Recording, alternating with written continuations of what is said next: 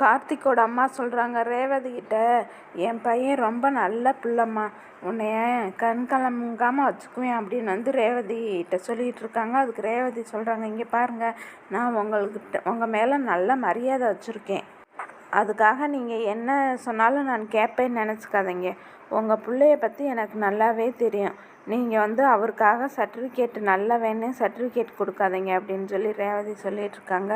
உங்கள் பிள்ளை எங்கள் வீட்டில் வந்து நல்லவன் மாதிரி நடித்து எங்கள் அம்மாவை ஏமாற்றி எங்கள் அம்மா மனசில் இடம் பிடிச்சி அவர் என்ன சொன்னாலும் எங்கள் அம்மா கேட்குற மாதிரி பண்ணிட்டார். இந்த கல்யாண விஷயத்துலையும் பாருங்கள், மகேஷை கடத்தி எங்கேயோ மறைச்சி வச்சுக்கிட்டு எங்கள் அம்மாக்கிட்ட பேசி சம்மதிக்க வச்சு என் கழுத்துலையும் தாலி கட்டிட்டாரு.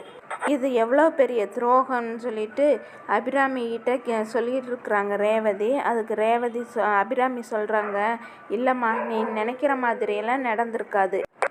இல்லைம்மா, சந்தர்ப்ப சூழ்நிலையால் தான் அவன் உன் கழுத்தில் தாலி கட்டியிருப்பான்.